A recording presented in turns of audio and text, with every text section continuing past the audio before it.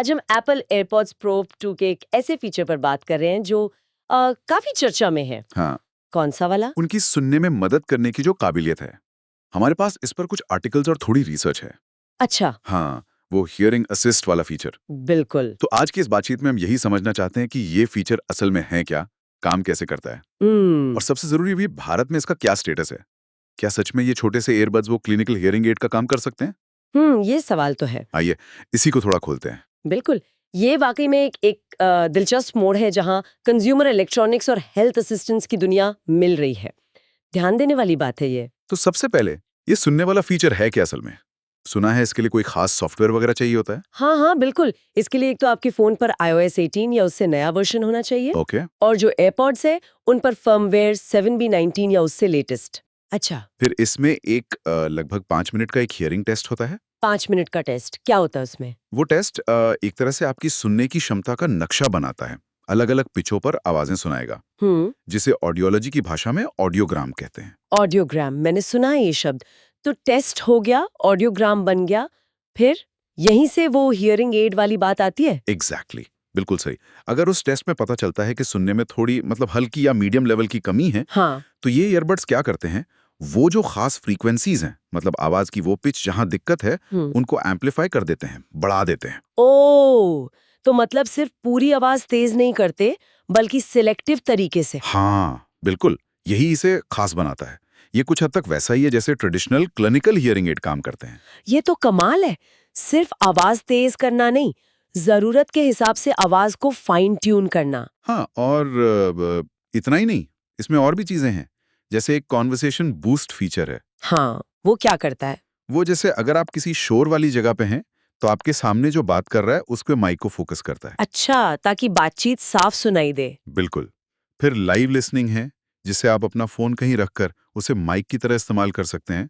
आवाज सीधे एयरपॉड्स में आएगी। हम्म। और एक लाउड साउंड रिडक्शन भी है, जो अचानक से कोई तेज आवाज आए तो उसे कम कर देता है कानों को बचाने के लिए। ओके, तो ये पूरा एक पैकेज है सुनने के अनुभव को बेहतर बनाने का। सही कहा।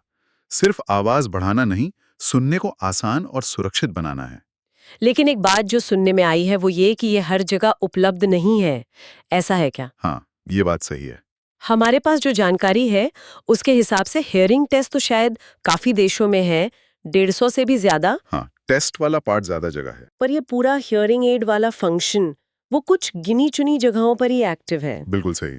जुलाई 2025 तक की अगर बात करें तो टेस्ट भले ज्यादा जगह हो, लेकिन जो फुल फीचर है वो Cyprus, Ecuador, Indonesia, Thailand, UK ऐसे करीब 100 से ज्यादा बाजारों में ही है। अच्छा, 100 से ज्यादा? हाँ, और हाल ही में मतलब मार्च 2025 में ऑस्ट्रेलिया, ब्राजील, कोलंबिया, सऊदी अरब जैसे देश भी जुड़े हैं वहां की रेगुलेटरी मंजूरी मिलने के बाद। तो मतलब धीरे धीरे फैल रहा है ये फीचर। पर अब आते हैं सबसे अहम सवाल पर, कम से कम हमारे सुनने वालों के लिए।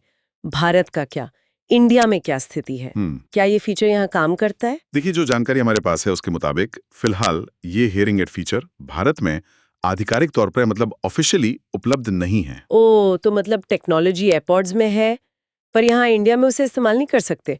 क्यों? इसकी वजह क्या है? इसकी जो मुख्य वजह है वो है रेगुलेटरी मंजूरी का ना मिलना। रेगुलेटरी मंजूरी मतलब सरकार की परमिशन। हाँ बिल्कुल। भारत में कोई भी डिवाइस अगर मेडिकल डिवाइस की तरह काम करता है या वैसा दावा करता है, तो उसे हमारी जो अथॉरिटी है, CDSCO, central drugs standard control organisation, हाँ, CDSCO, उनसे इजाजत लेनी पड़ती है। क्योंकि ये एयरपॉड्स सुनने में मदद कर रहे हैं, तो ये एक तरह से मेडिकल डिवाइस के दायरे में आ जाते हैं। अच्छा, इसलिए। तो भले ही आपके फोन में iOS अपडेट के बाद वो हियरिंग टेस्ट का ऑप्शन दिख भी जाए, हाँ, लेकिन जो असल हियरिंग एड वाला फंक्शन है वो भारत में ब्लॉक रहता है, जब तक CDSCO से हरी झंडी नहीं मिलती। समझ गए। तो मतलब ये सॉफ्टवेयर लॉक है एक तरह से, रीजन के हिसाब से। बिल्कुल, रेगुलेटरी वजहों से। हमने कुछ जुगाड़ वाले तरीकों के बारे में भी पढ़ा था, जैसे लोग लोकेशन बदल के कोशिश करते हैं। हाँ हाँ, वो बातें आती हैं सुनने में। लोकेशन स्पूफिंग कहते हैं उसे। जैसे फोन की सेटिंग्स में जाकर या किसी और तरीके से ये दिखाना कि आप किसी ऐसे देश में हैं जहां ये फीचर सपोर्टेड है। क्या वो काम करता है? देखिए, ये तरीके भरोसेमंद बिल्कुल नहीं है, और एप्पल भी इन्हें सपोर्ट नहीं करता।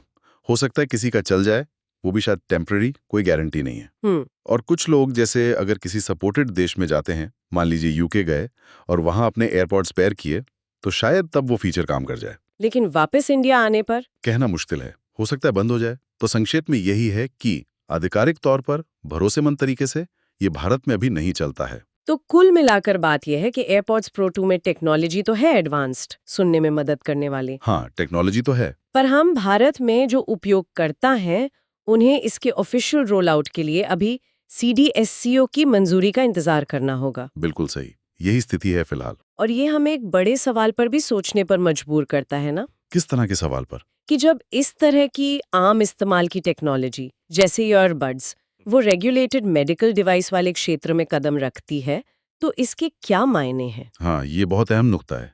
ये रेगुलेटर्स के लिए और हम जैसे यूजर्स के लिए क्या नई चुनौतियां लाता है और क्या नए मौके भी? बिल्कुल, खासकर जब बात आती है एक्सेसिबिलिटी बढ़ाने की, मतलब ज्यादा लोगों तक मदद पहुंचाने की और साथ ही सेफ्टी और रेगुलेशन बनाए रखने की। हाँ, वो संतुलन साधना। सही कहा।